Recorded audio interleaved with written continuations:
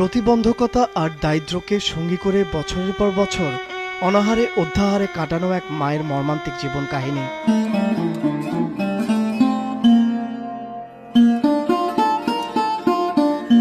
আর সেই মায়ের পাশে পড়ে থাকা তার দৃষ্টি ও শারীরিক প্রতিবন্ধী ছেলে।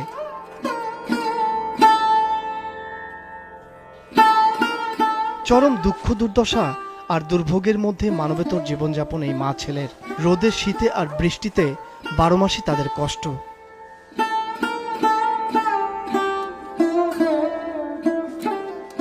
কত ঈদ গেছে, কত উৎসব এসেছে, কিন্তু কখনো কেউ এগিয়ে দেয়নি এক প্লেট ভাত মাংস।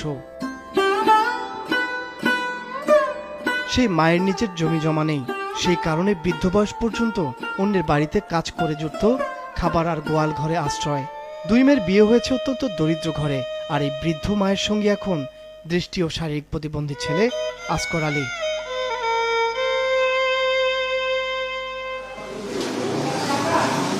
গাইবান্ধার পলাশবাড়ী উপজেলার কিশোরগাড়ি গ্রামের 95 বছর বয়সী বাসিন্দা কায়েদ ভানু।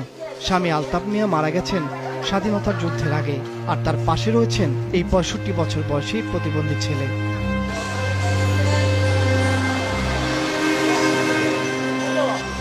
জীবনের শেষ বয়সে এই মা ছেলে নিজের গ্রামেই পর হয়ে গিয়েছিলেন। ছিল না মাথা গোজার ঠাঁই, ছিল না কোনো খাবারের নিশ্চয়তা। ইউনিয়ন পরিষদের বারান্দাতেই ছিল তাদের আশ্রয়। কনকনে শীতের রাতে কাগজ মুড়ি দিয়ে শুয়ে থাকতেন তারা। এমনকি ছেলে প্রতিবন্ধী ভাতা পেলেও আয় রোজগারহীন সংসারে সে মায়ের বয়স 95 হলেও তিনি পান না কোনো বয়স্ক বা বিধবা ভাতা। রাস্তাঘাটে রাত থাকতো। বোর্ড অফিসের সামনে ছিল, না হলে 6 মাস। এখানে চেয়ারম্যান মেম্বার এলাকাত অনেক লোকই আছে, কেউ কিছু করেনি এখানে। কিন্তু এবারে মা ছেলের পাশে দাঁড়িয়েছে এলাকার কয়েকজন তরুণ। স্বেচ্ছাসেবী সংগঠন হিসেবে সেই তরুণরা মা ছেলের জন্য মন্দিরের পাশে পুকুর পাড়ে অন্যের জমিতে তুলে দিয়েছে ছোট্ট একটি টিনের ঘর। সেখানে রয়েছে পায়খানা, গোসলখানা ও টিউবওয়েল। বৃদ্ধ মা ও পঙ্গু ছেলের জন্য যদিও তা যথেষ্ট নয়।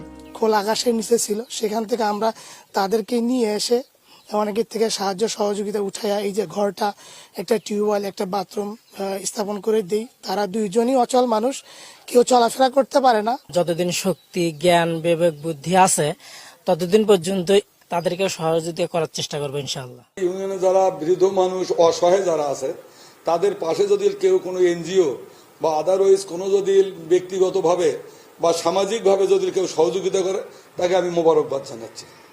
এবং এই ব্যাপারে যদি আমাদেরও সহযোগিতা চায়, আমরাও যতটুকু পারি পারিতপক্ষে তাদের সাথে মিলে সহযোগিতা করার চেষ্টা করবো ইনশাআল্লাহ। হয়তো এভাবেই আমাদের প্রত্যেককে এগিয়ে আসতে হবে, হাত বাড়িয়ে দিতে হবে অসহায়দের পাশে।